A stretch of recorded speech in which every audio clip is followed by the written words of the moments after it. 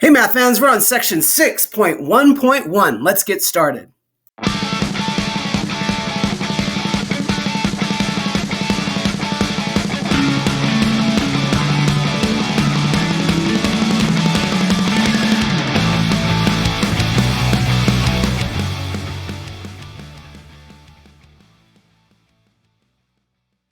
Welcome to Unit 6.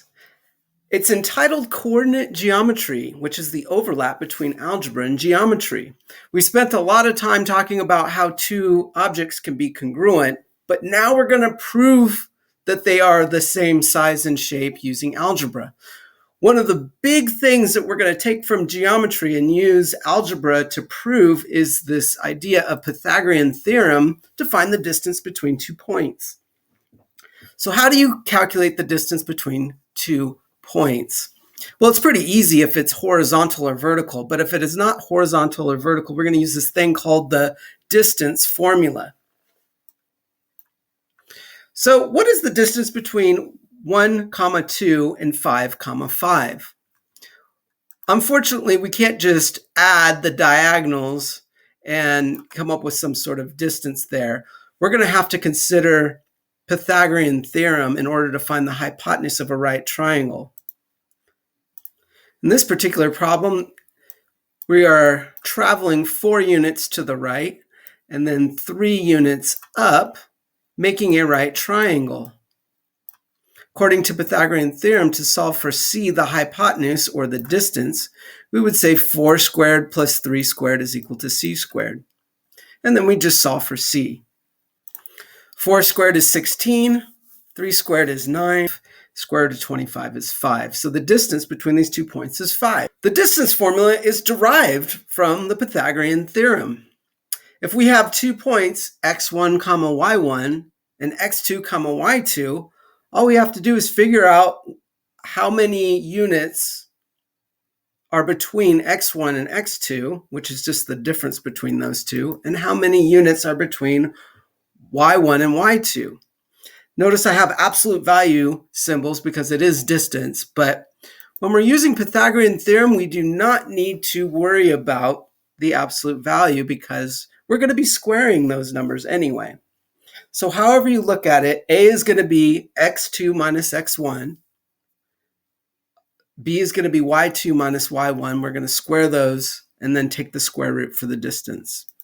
So what is the distance formula? It's based off of the Pythagorean theorem, and all it is x2 minus x1 squared plus y2 minus y1 squared, and then a big square root over the whole thing. And it comes from Pythagorean theorem. What about slope? To find the slope, remember we use the slope formula, which is y2 minus y1 over x2 minus x1. It's based off of the change in y over the change in x. We talked about this when we were discussing rate of change. Sometimes we might actually have to plug in the x values into the function to get those y values. Where are we going to use the slope formula? Well, it's going to be used to prove that two lines in a figure are parallel. Maybe we're trying to prove that something's a parallelogram. Well, if we actually know the equations of those lines, we can just look at the slopes. Parallel lines have the same slope. So if you take a look at these two lines, they both have a slope of positive 2. Perpendicular lines have what are called opposite reciprocal slopes. In other words, if we were to multiply both of these slopes, we would get a value of -1. The first slope is 3 over 4. The second slope is -4 over 3. Multiply those together, you get -1. These two lines are perpendicular. Here are some common errors and misconceptions. Example 1, calculate the distance between the points 4, 9 and 2, 6. I need you showing all your work when you're doing the distance formula. Notice how I've substituted in x2 minus x1, y2 minus y1. You get square root of 45. And of course, we know that we can simplify radical 45 into 3 radical 5.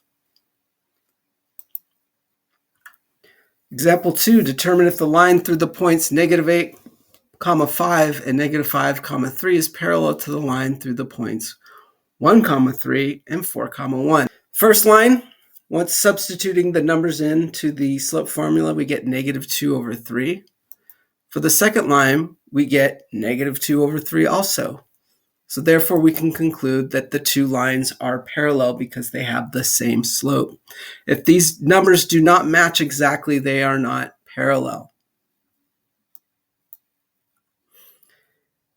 You might ask yourself, hey, do these things look parallel? Or in this case, plot these points and see if they look perpendicular, but it's not how they look, it's what the math tells us. We're going to be proving whether or not these lines are perpendicular or parallel.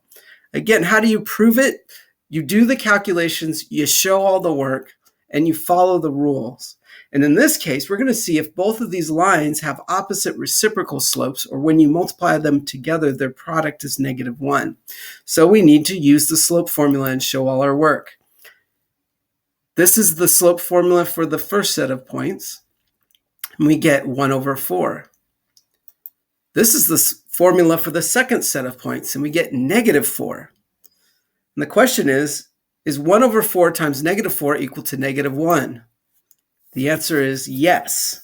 So since the product of the two slopes is negative 1, that means they're opposite reciprocals, and therefore the two lines are perpendicular.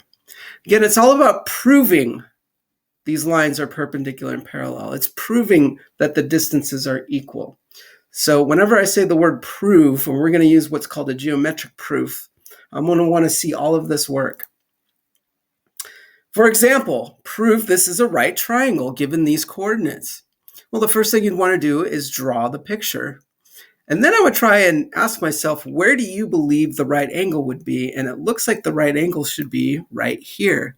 So it becomes a matter of, can I prove that AB is perpendicular to BC by using the slope formula?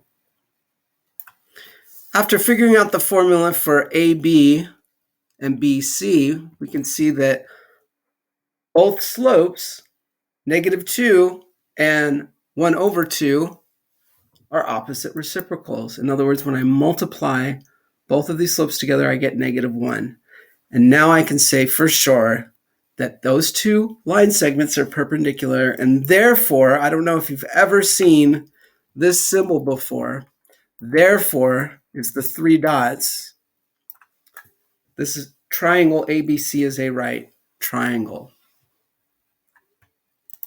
Example 5, prove that this quadrilateral ABCD is a square. If I'm going to prove something's a square, I got to show all the sides are congruent and all the angles that are right angles. That's the definition of what a square is. How am I going to do that algebraically? What's the proof I'm going to show you? Well, I'm going to graph all the points first. Then I'm going to use 4 distance formulas between all of those 4 line segments, AB, BC, CD, and AD, with all my work shown, and I'm going to show you that all 4 distances are equal.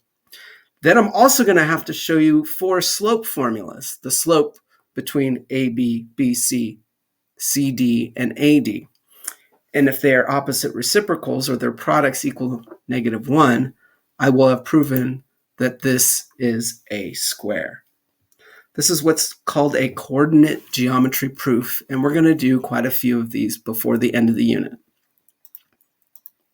And that's going to do it for this section. We'll see you in class.